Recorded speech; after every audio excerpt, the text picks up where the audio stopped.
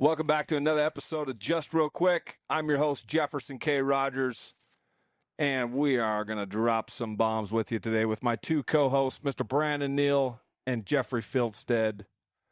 And today, we've got a fun topic to cover, one that we've been joking about a little bit. How small wins build big dreams. And Brandon's got a couple of variations that we've talked about over the last few minutes. So, Brandon, let's hear all your good ideas about how small wins build big dreams. Jeff says that's my mantra. I don't know what that means exactly. I think it's Lexi's mantra. Okay. We'll let Lexi know. All right. Sounds good. Small wins have built big dreams. Gosh, man. Gosh. Oh, I don't know. I think I think a lot in life starts with the little wins here and there, right? As we go through life and get things going. I don't see myself as the most talented, not the best looking, close, but not quite the best looking either out there, right? But I do know how to focus. You know, I've learned how to focus. I think maybe I was taught that with some hard work when I was a kid.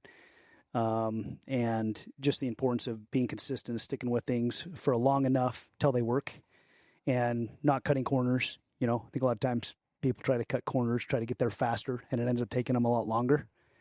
And I don't know, my experience in business has been, if you'll just put in the effort and the work, doing the right things, of course, right? Things tend to happen faster than you might think they were going to take, but they take longer than what most people are going to stick with to achieve. That makes sense. It totally makes sense, yep. Yeah. So, yeah, I don't know. I mean, well, yeah. What does it make you think about, Jeffrey? Is he talking about small wins? Small wins.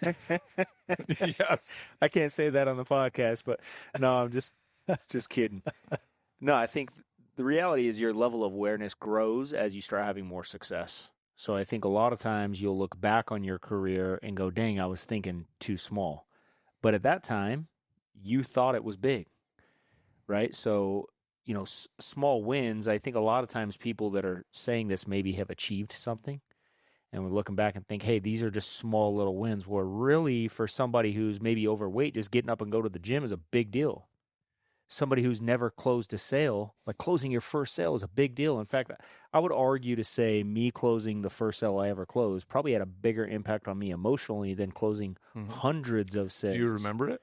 Oh, totally. First one? I remember it. Do you remember your first one? 100%. Yeah. Yeah. Isn't that interesting? Yeah. I remember showing up to the appointment. I remember everything about it. I could tell you what I was wearing. So, yeah. And I think that so. Now, was it your first appointment you ever ran, or was it the first appointment that closed? The first appointment I ran, I closed. Did you? I did. My story's a little bit different. Yeah, well, I mean, that's how it goes sometimes. But the numbers always work themselves out. He had a really good trainer, Jefferson. I did have a Baptist trainer. But no, But I won't take credit. the numbers work themselves out. So if you close your first one, you're probably going to go a few without. You know, the law of averages always work with the law of large numbers. So if you close the first one, you're going to have a lot that you don't close. If it takes you a while to close, you're going to close a bunch in a row. It's just how it goes, right? Yeah. But yeah, so I think that's where it starts, is a small win, just building that habit. It might feel like a huge thing at that moment. And then after you do it, it's not that big of a deal because now you've done it. So now there's this new level to go to. So to me, that's what a small win is, right? Yeah, I think it's all about a perspective, because early on, as I was starting to get some momentum, I didn't realize that it was just these little things that were repeated and consistently done over a long period of time that were leading to a higher level of success. But in the moment, it didn't seem like a lot was happening. Yep. And honestly, I was super impatient, and I always felt like it wasn't happening enough. I feel like I'm doing all the right things, just not happening fast enough. I think that's a secret to success. I think most successful people are patiently impatient. You're always impatient, wanting to happen faster, but you're patient enough to keep going, even though it's not happening as fast as you just got to keep doing it. And something that I see people doing, that the reason we listen to podcasts is so we can gather some new information. Like, we're actively seeking new information. You wouldn't be here listening to this right now if you weren't actively seeking something new for yourself, a new awareness, a new perspective, a new way of looking at things. And after having gone through some of these things, we can shine a light on what people may be experiencing right now to help them speed up the process. That's what's cool about mentorship and coaching and listening to books or listening to podcasts, is you get to hear from people who've experienced a higher level of success, preferably than you have. Yep. So you're gaining some insight. Yeah. Yeah, and I think, too, you got to ask yourself, what is a win to you? So start with that. What's the win to you? I remember starting when I was 22 years old in financial services and thinking to myself, if I could just make $50,000 a year, running my own schedule, that would be a dream come true, right? And I had a clear path to $100,000 a year based on what my leader did in his track record. And so I thought, man, if I can just do half that good, that's going to be pretty good. How am I going to get there? And then I just broke it down. He actually helped me break it down, and he showed me exactly what he did. Mm-hmm. And this is what was a crazy thing to me, is what he showed me to get there. I looked at it and I go, is that it? Is that really all it is? He goes, yeah, that's really all it is. I'm like, well, then why doesn't everybody do it? It blew my mind. And this is basically all it was, is he said, look, if you'll make sure you hire 2 people a month into your business and get out and field train them and close 4, 5, 6 sales a month, training them, and this applies at JKR as well as anywhere else, right? And you'll just do that consistently month over month. Your first year, you'll make about what I made, which in that business was about $18,000 his first year, and then his second year made $100,000. He goes, you'll do the same. And I did that. In fact, I was so young and I knew I wasn't as good, so I hired about 3 people a month my first year and about 4 people in my second year, just consistently. So basically 1 person a week. I just made sure I was hiring somebody new, getting them in the field. We'd sit down with a customer, client back then, close some closed, some didn't. But over the course of every month, I'd close 4, 5, 6 personal deals, training those people, and then teaching them to do the same thing. And so first year made $20,000, then second year made $104,000. And I thought to myself, and I was this 22, 23-year-old punk kid in this office of people that were much older than me. And it still to this day baffles me. It does and it doesn't. But this is so big, because to be successful doesn't take a superstar effort. It just takes the consistency. Mm-hmm. Yep. But people quit too soon. See, that first year, there were a bunch of months I didn't see it coming together. Man, I made $20,000 that first year, and I worked my tail off. But you kept going. Kept going. And then I made $100,000 my second. Now, we see this in JKR. People are making that in a couple months. Yeah, it happens insane, a lot faster these days. Happens a lot quicker. But, same thing. I mean, if you just came in, hired 2 to 4 directs a month, every month consistently, and you're responsible for 5 or 10 deals a month personally, and then you just focused on duplicating that. You become the blueprint, and then you just teach what you're doing. Yeah. Over and over and duplicate that. That's it. Mm-hmm. I mean, it sounds so simple. So wait. It is. Even all these years later, is it still surprising? Like really, truly still surprising that people just don't do it, even though it's that simple? It is to me. Here's the thing. Do you feel the same? Yeah, I wouldn't say surprising is the right word, but yeah, very often I look at somebody and go, like, you have everything you need to live your dream life, and you're just avoiding doing the work. Mm-hmm. And I think that's what surprises. Like, you just really are not willing to do the work. You say all this stuff, yeah, and all you have to do is this, and it really is simple. And it's not like it's hard work either. Let's face it. In sales, it's not like it's hard. It's not like you're digging ditches with a shovel. Uncomfortable. Yeah, it's different than hard. Yeah. Mm-hmm. Yeah, it's different than hard, right? Mm-hmm. It's mentally tough, but physically it's not tough. But I think the same thing is with fitness, with diet, whatever. It's a very similar path to have success, whether it's in business or, financially, or in your fitness, or really with your family. It's these small habits that you are willing to do that maybe, you talk about making $50,000 a year, but then you get to making $50,000 a month and you're still frustrated because now your level of awareness raises where you're like, man, now I'm making $50,000 a month. If I went for $50,000 a year, I was frustrated because I wasn't there. Then I get to $50,000 a year. Now I'm making $50,000 a month and I'm still frustrated because now I can go make a couple $100,000 a month. And then there's always this next level of awareness. And I think what happens with small wins, it's like we talk about you running every single day. I'm sure at the beginning it was not that easy, but then after a while it just becomes a part of who you are and what you do. And it's like, it's not hard to go run 10 miles today. I go run 10 miles, no problem. The mistake people make is they think, oh, you like to run. I don't like to run. Yeah. Running sucks, but that's why I like it. Yeah. It does hurt. It is painful, but that's why I do it. And that's a mistake people make in business too. They go, well, that's not really me. I don't really feel like doing that. That's uncomfortable. That's exactly why you should do it if you want the rewards. It reminds me, I'm reading Meditations again by Marcus Aurelius right now. And he talks a lot about most people are trying to avoid the suffering. But it's part of being a human being, right? We're beings. We're living right now in the moment, and always there's suffering involved. And the way you're willing to suffer determines the outcome. So you can look at somebody who's physically fit and know that they're willing to suffer in a certain way, and they're facing that suffering. They're not trying to avoid it. So they get physically fit. It's very clear by the way they look. But there's other people who become obese, and they're avoiding the suffering with something that actually causes more suffering later down the road. That is they're interesting. Avoiding it. Right? You avoid suffering and you suffer more. That's what's interesting. Yeah, and so it's crazy you brought this up because I was literally listening to it today, and I think I mentioned it the other day in a meeting we were in. It's just like so many people are trying to avoid that hard thing, that suffering. I think it's sales. You talk about the first one. Why do you remember the first one? Because I think we suffered the most. It's like, dang, this was uncomfortable. But I faced it, and I did it, and I overcame. And I think that's what most people try to avoid. And maybe they even make some sales or whatever. They get some recruits. They start doing a little bit, and then they stop doing it. It's because they're trying to avoid the suffer. Even people at a high level, because we now see people coming from other industries to Windows because markets crumble and they have their ups and downs. JKR Windows is on a tear right now. So it's interesting to see these guys come from a place where they saw high-level success, making multi-six figures. And then they have to come and face having to start over, essentially. They've done sales. They're experienced. They've got some of the foundation for sales and objections and things like that. But you got to come in and learn a new software and learn a new team, learn a new product.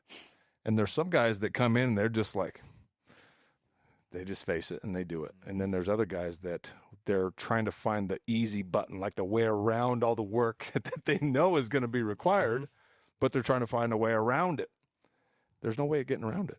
Sometimes you just got to go to a new level commitment to take advantage of a new opportunity. Big key with that. I'm glad you brought that up because you should never stop doing what's working. And if what's working is working, you should do what's working. And if you think you have a better way to do it, that's fine. But go do the way that works. And while you're doing it the way that it works, and if you want to test something on the side a little bit, go ahead. There might be a better way to do it. That's how things get, that's how things get exposed. But that's a mistake I see a lot of people make because they come in and they want to do it a different way, right? We have a way that works. It's a system and it's proven. Come and follow that system. And along the way, you might find a better. Here's usually what happens, though. We used to do this when we promote a new vice president, right? And the same thing will happen here as OSLs get promoted here at JKR. Is they start in an office. They go, when I become an OSL, I'm going to do it this way, right? Or when we move, like when we were being raised in our parents' houses, when I get out on my own, I'm going to do it this way, right? And then what ends up happening, we end up getting out on our own. We go, oh, now I see why my parents did it the way they did it, right? Yeah. And so you end up conforming to the system that works because that's why it works, right? I mean, there's some pretty dang smart people that have come through this company and that are here at this company. Yeah. And chances are we've got it pretty dialed in, right? We're going to keep getting better. There's still going to be more advancements and other ways to learn how to do it. But I think that's important to remember is just come in and follow what's working to start. And I'm so proud of our team right now because we have several of those people that have joined our team. Go, I don't want to do door-to-door again, but I see that it's necessary if I'm really going to win. They've totally got in. Take we can name a bunch of them, right? And they're rocking right now because they didn't try to cut corners. Yeah, they see, and there's a couple of guys that had to take the long way around to come back to the basics and the JKR fundamentals because they're seeing so many examples of these guys that are like really respectable family men, like really stand-up guys, and they'll tell you. It's like, all I'm doing is just following the process. And I'm teaching the process, and I'm sticking to the basics, and that's how this works. And trust me, I've tried to go that route too, but you could choose to go that way if you want. Yeah, You'll end up right back here. I promise you. Yep. Fundamentals always win. I mean, regardless of what you're doing. I mean, back to fitness. If you just fundamentals. I mean, compound movements, bench, squat. I mean, there's a handful of things, overhead press, handful of things, deadlift. I mean, you do those 4 things, you'd be in dang good shape. Add a little running in once in a while.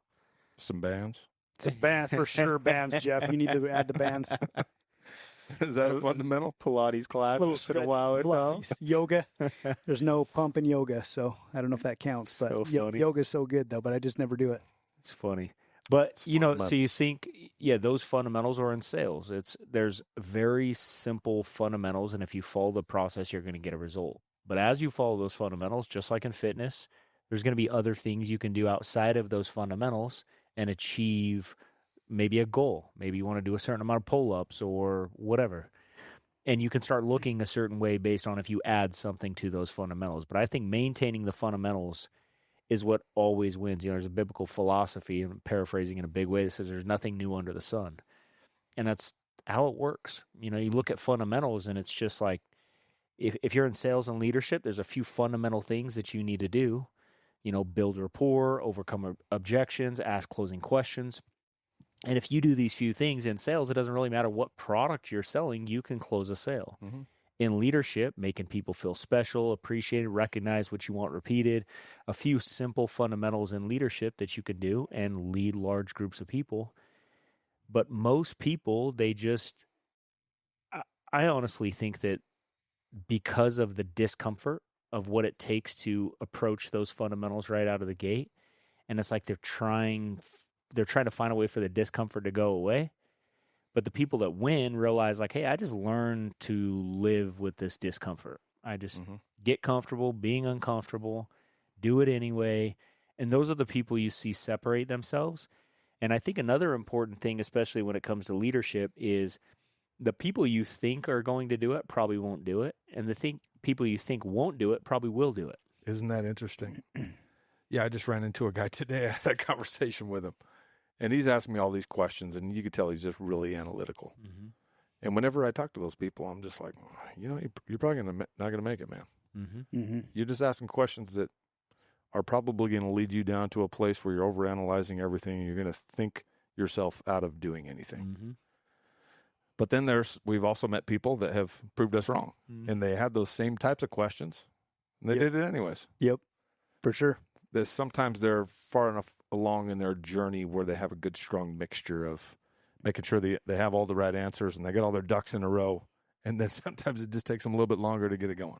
What we got to remember is you can't stop a winner from being a winner, right? A winner's a winner, and a loser's a loser, right? Mm-hmm. What's that saying you always say? If winning was easy, losers would do it, right? but a winner is a winner.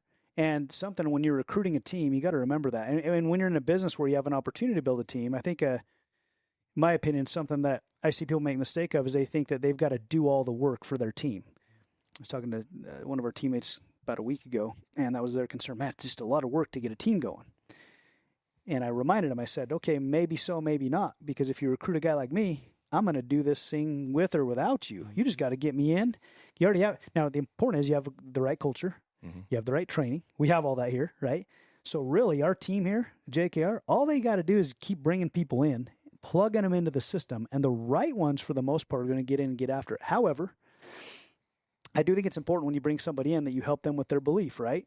Because if I recruit either one of you and you join my business, I'm going to help you understand a couple things. I'm going to help you understand the importance of having short-term success, but also how, and we can talk about this, I think, but that how important it is that you look at this long-term as well. I really want you to look at it long-term, but I also want to have success short-term because that's going to keep you engaged. Yeah. So if I bring you in to the business, I'm like, Jeff, I'm so excited that you've decided to do this, man. Listen, I want to give you my word, okay? I'm going to be with you until you win and succeed. If you stick with me at this thing, I'm telling you in the next 2-3 years, you're going to be in a position with our company where you're making more money than you've ever thought you could make before, probably $500,000 a year or more. Mm-hmm. And I'm talking passive residual income. Okay, that's kind of more of a longer-term approach if you can even consider 2-3 years long-term. That's really not long-term, right?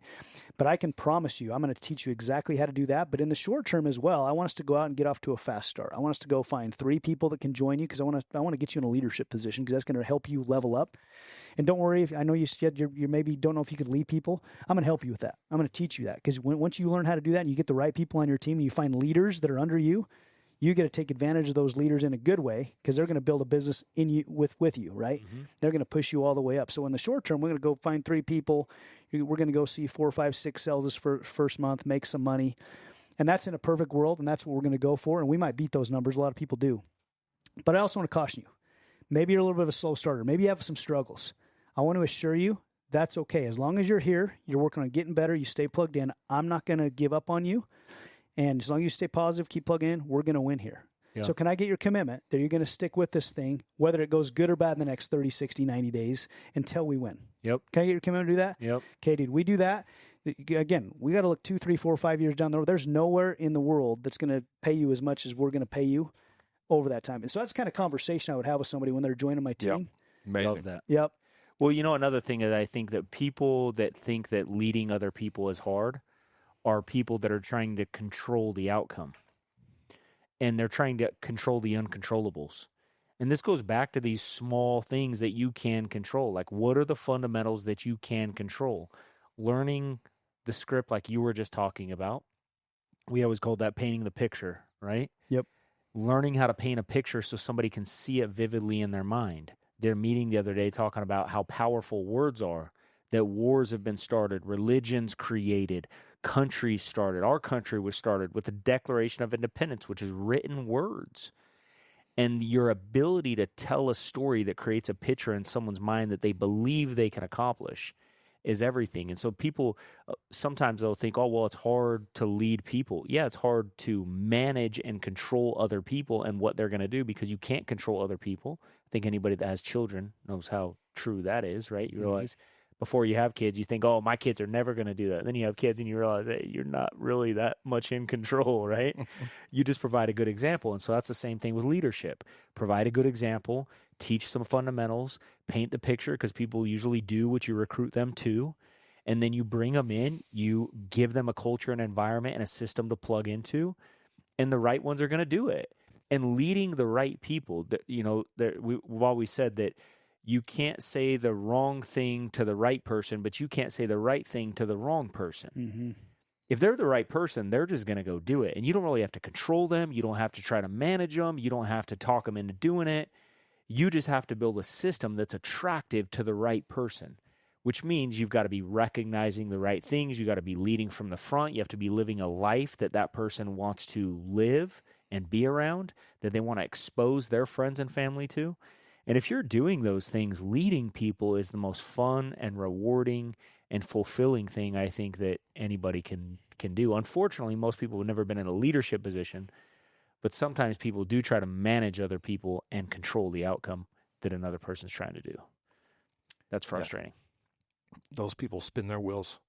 And unless you're willing to take a look at your leadership philosophy or your management philosophy and make adjustments, like leadership is not going to be much of an option.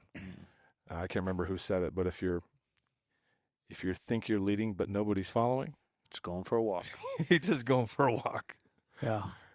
Yep.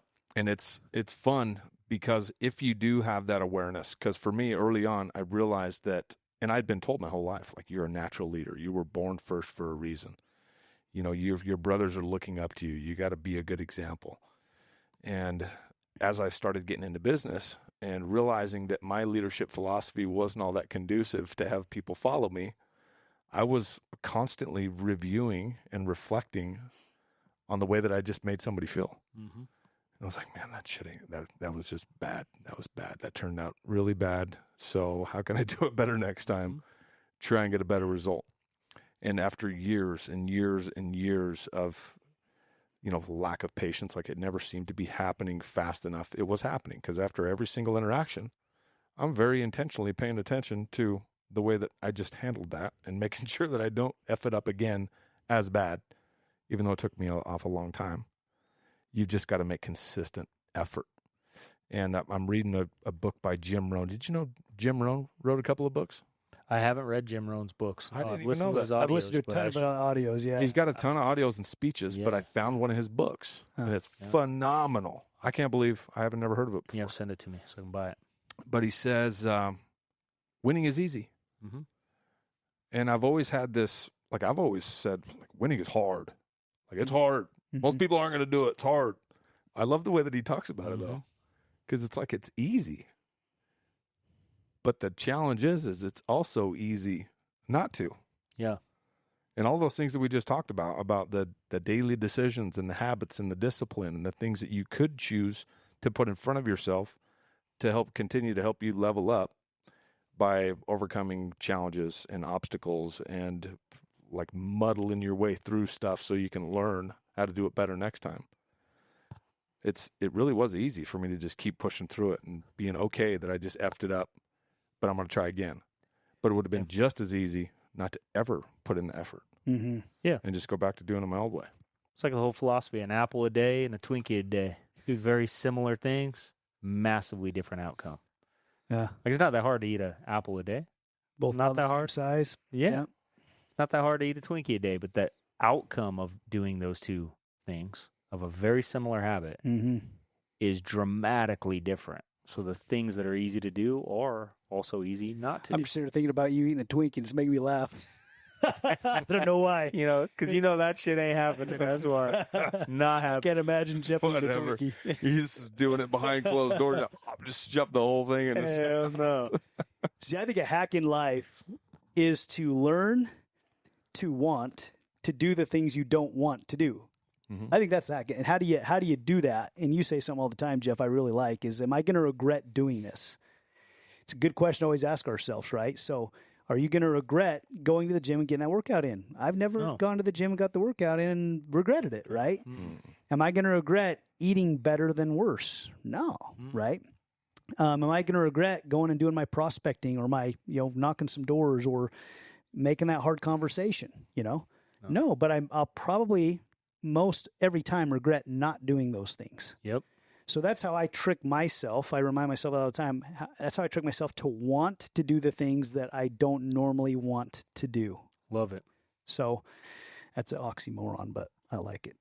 Not really though, dude, because it's, a lot of times, we all make mistakes. None of us are perfect. And, sometimes whether it's diet and you're trying to eat good, if you eat good the majority of the time and you slip up and you make a mistake, you don't really feel that guilty about it because you're like, oh, whatever. But if you start doing it over and over, you start feeling like crap. You start feeling like you're going against who you are. And that's the power of building good habits. Slip up one time, not a big deal. You're not really living in it. You don't really have it. There's not a lot of regret. But you do it over and over and you start feeling like a fake or a fraud. And you feel it inside. Nobody else has to say anything.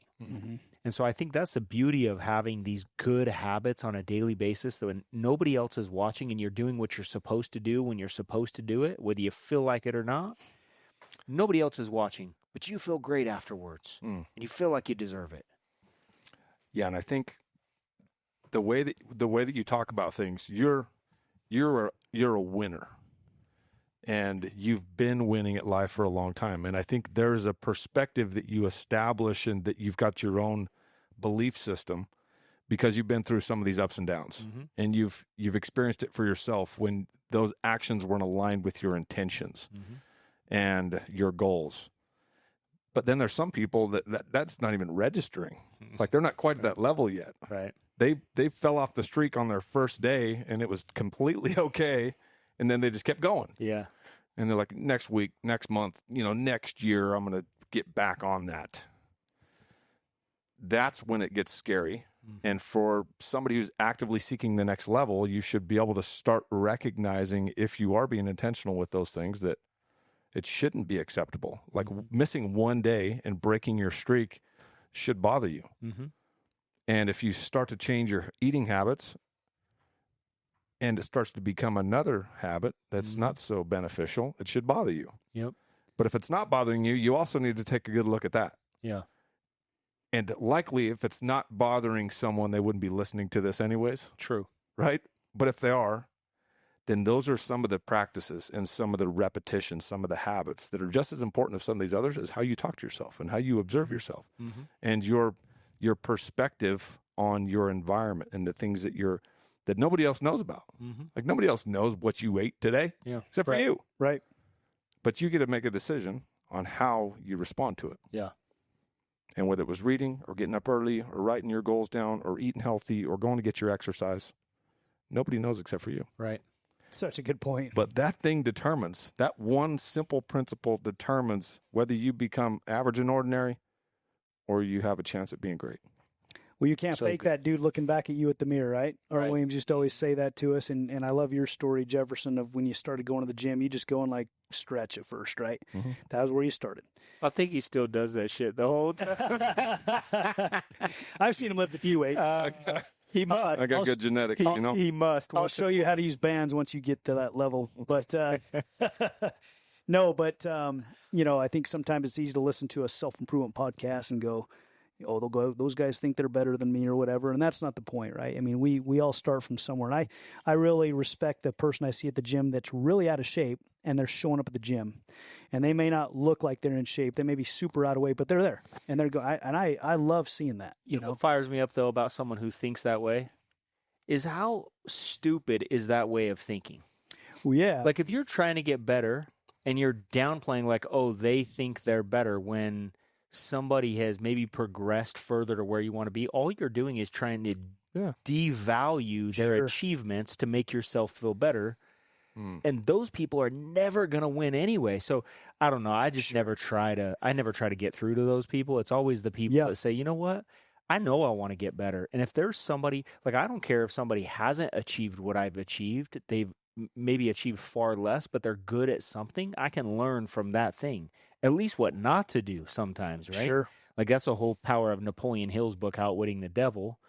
Anybody that's read that book is, hey, let's just figure out what not to do. Yeah. Because then we can really learn how to be successful by knowing that ought to be the next book we have, our Salesforce weeks. I was talking to a bunch of them on our trip, and they were like, they didn't know what that book was. I'm like, you never have read that book? That's one of the best books I've ever read in my life. Good. That's one of my top three, probably. Yeah, and it's what not to do, right? Yeah, for sure. So I think, when you say that there's people that think, because I know there are people that feel that way. Yeah, absolutely. Especially through, I'm not on social media, but I look. When I would see these comments, and you look at massively successful people, right? These I used to talk about a joke about, you look at Beyonce, and then you go look at the comments, and people are like, she's ugly, she's this, she's that, and you're like, really? Mm-hmm. Like, why? You're going to put in this effort? Yeah. Like, she could care less. She's too busy winning. Yep. It doesn't make an impact. All you're doing is hurting yourself because you can never have what you hate. Yep. And so if you want to achieve something, stop worrying about, that someone feels a certain way or they think they're better. And how about you just get better? Because you can never have what you hate. Be aware of it, for sure. You got to get to a level of awareness where, you recognize that is, for sure.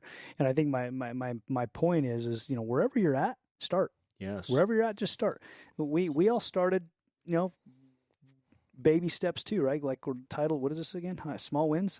Small wins lead to big dreams. So, but that is what it is. It is true. Yeah. And it's just that incremental stuff. And you might not believe you can do it. You might not feel like it. I mean, I think I get up in the morning all the time and I'm like, freak, I'm tired, and I'll look at my whoop and my recovery's in the red or the yellow. I'm like, I don't feel like working out.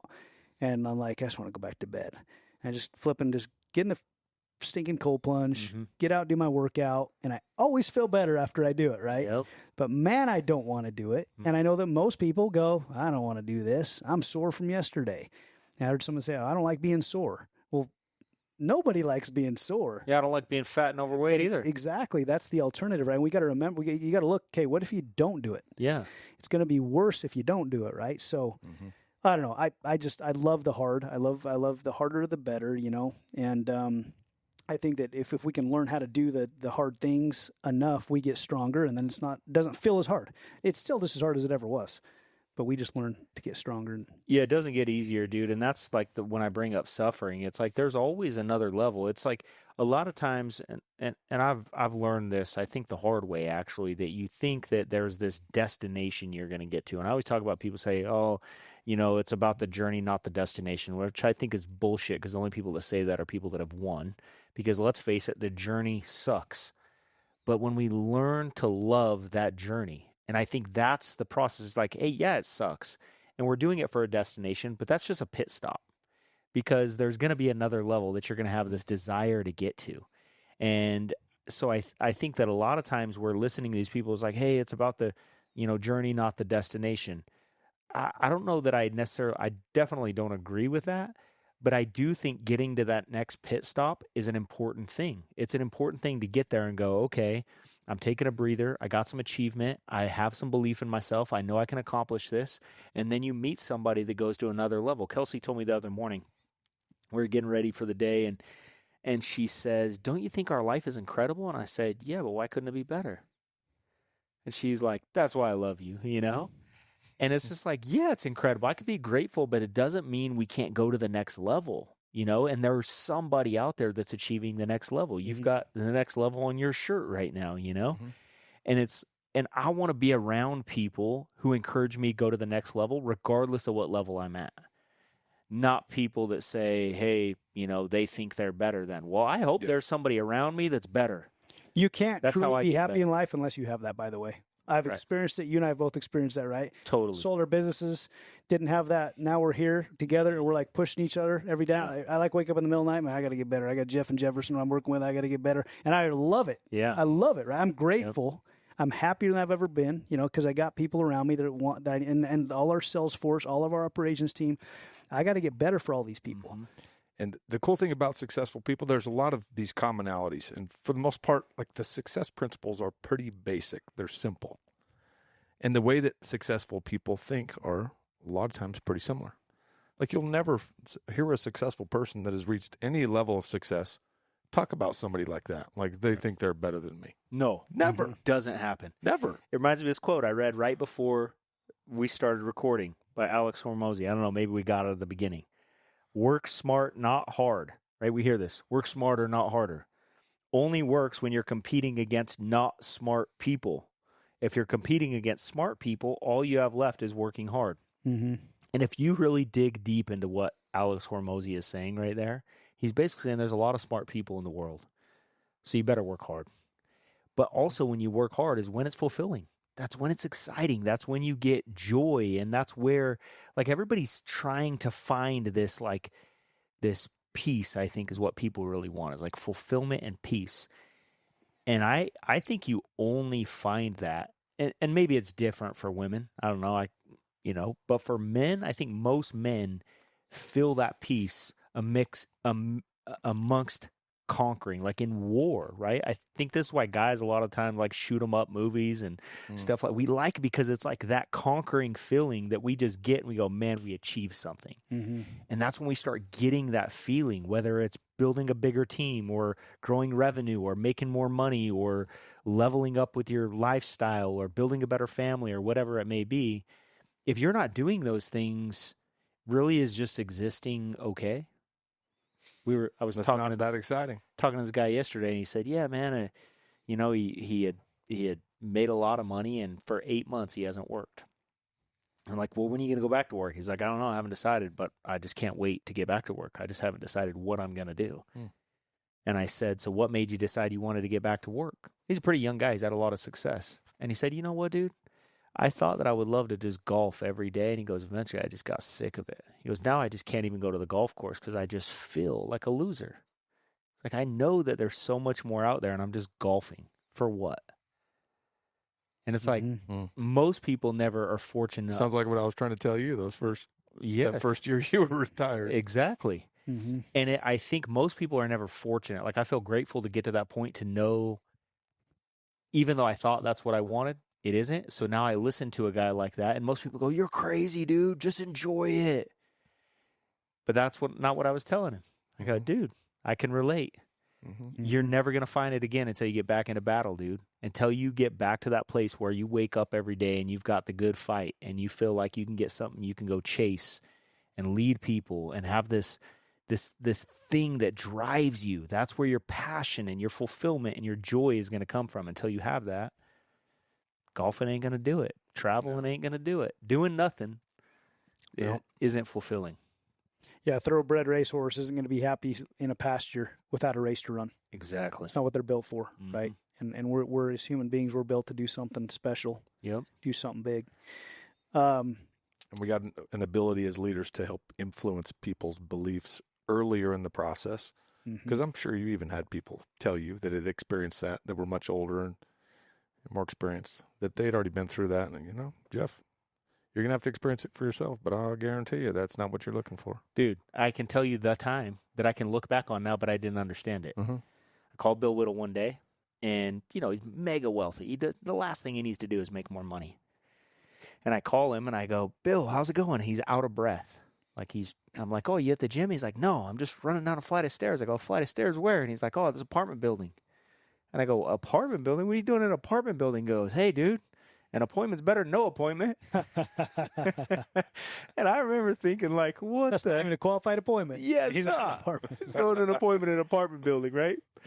And I never would have ran an appointment probably at an apartment building. I'd be like, send one of my guys, And I remember thinking at that time, but now I look back at it and go, he wasn't doing it for the money. He's doing it for the love of the game. Mm-hmm. But I didn't even register. So when you're talking about some people just don't even register, at that point in my career, I didn't even register it. But now looking back on it years later, I can go, that's what he was talking about. Mm-hmm. That's a decision and a mindset, by the way. Totally. He's not just wired that way. No. No doubt. He's definitely a disciplined dude, but he's wired his brain and taught himself trained himself to be that way. And we can all do that if we choose to. Yep.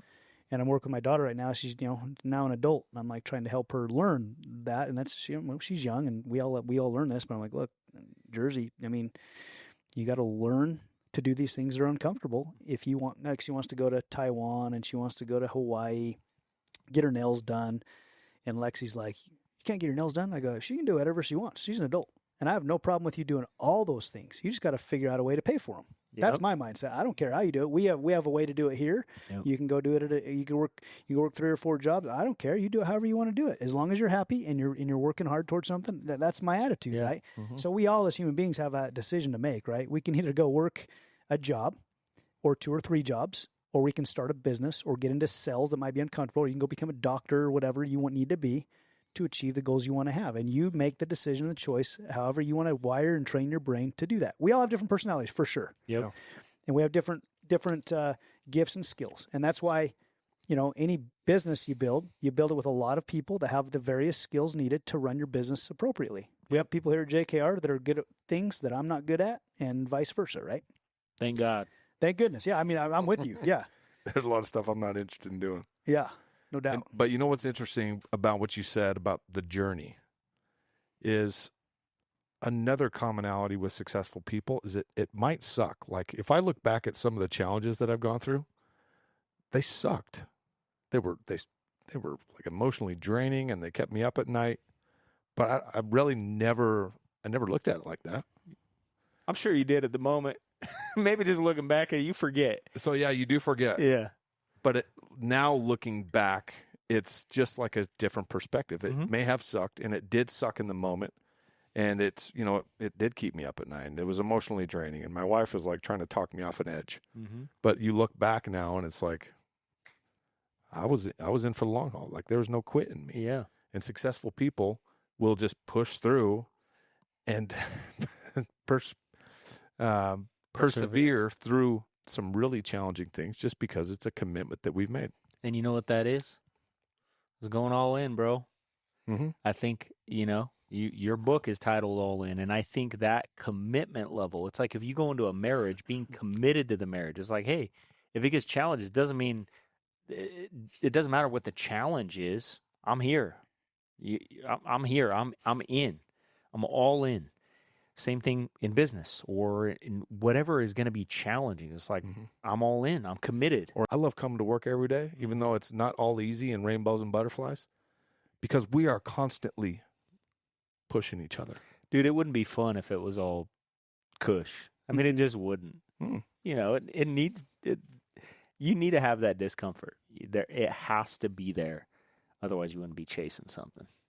Another thing, too, is, you just got to become the person you need to become to hit the goals you're trying to achieve. Mm-hmm. A lot of people are trying to hit these goals without becoming the person first, right? It's not so much the goal that's important. It's the person we become in pursuit of the goal. 100%. That's the goal, right? Yep. Mm-hmm. And, I think people, well, how long should it take to become successful? We all have our stories. I think sometimes people that come in and have a bunch of success right away, that can be great. Yeah. And we all want that for all of our people on one hand. On the other hand, as soon as they hit a tough time, we don't know how they might react. They might go, oh, man, maybe it's not, versus somebody who struggled for a while. Then they start having success. A lot of times long term, they do better. Now, there's always exceptions to that, right? But, I look at, I think all of our stories are fairly similar here, where we probably all had a 24 to 36 month period of time where we just all in. All we did was, outside of our family stuff, work, and that set us up, right? Dude, I think for 36 months, I just made my family come with. Like, you just got to be there. Yeah, you just I want you around, and you got to be here. Yep. Well, still even today, I tell my wife, her love language is quality time, and when I go home, I'm not the best at the quality time. It's not my love language. But I say, if you want to hang out with me, you know exactly where I'm going to be all day long, every day.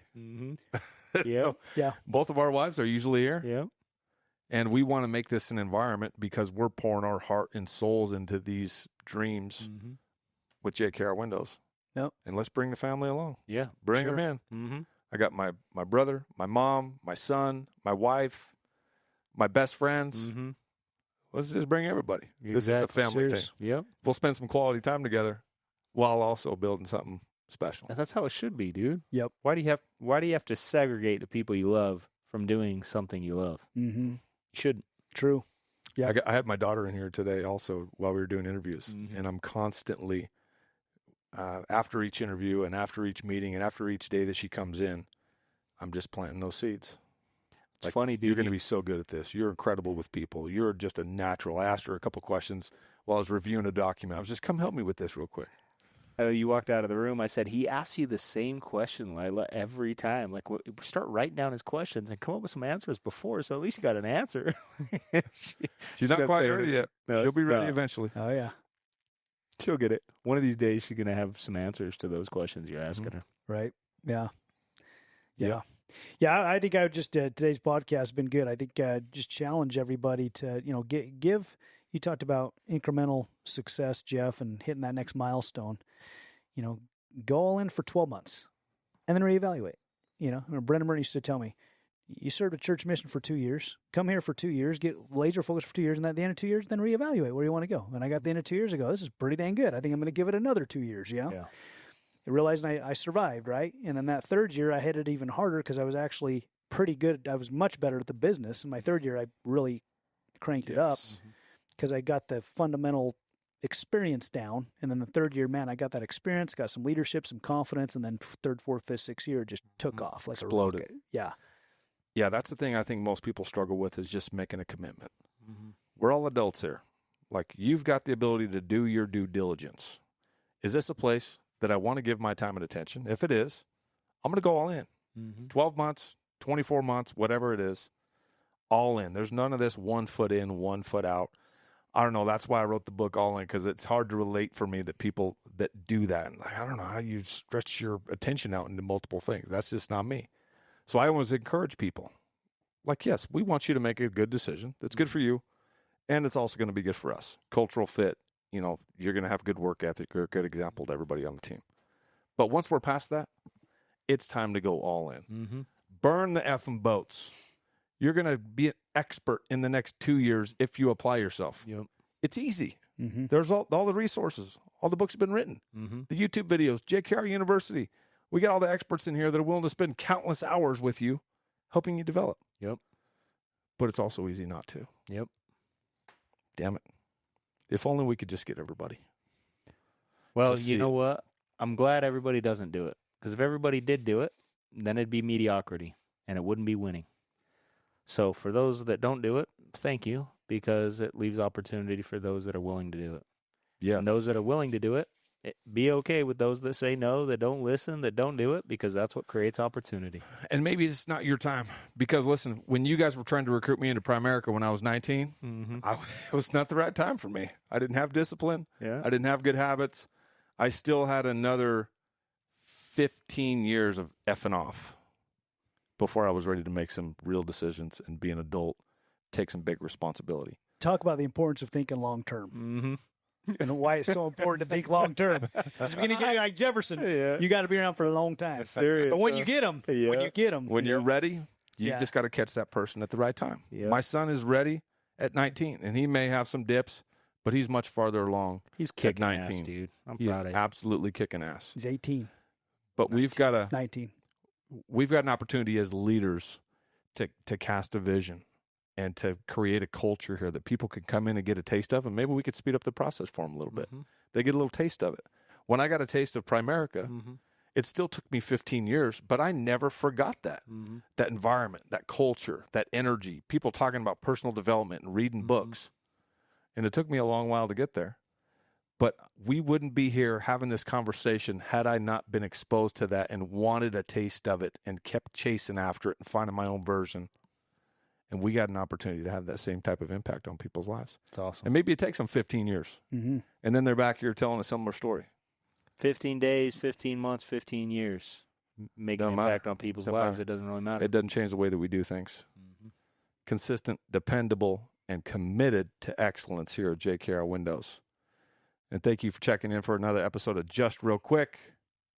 What an incredible episode. If you feel like there was something valuable that somebody you know needs to hear, shoot this over to them, send them a link, YouTube, or what's the other ones? Spotify, iTunes, iHeartRadio may even still be a thing. That's where I first started listening to podcasts. Share it out with somebody if you think this is valuable. Like, not OnlyFans. We're not on OnlyFans. Well, speak for yourself, buddy. Just kidding. Like and subscribe to the podcast. Send it to somebody who you think needs to hear this. Keep checking in every week for another episode of Just Real Quick. Thanks for checking in. See you next time.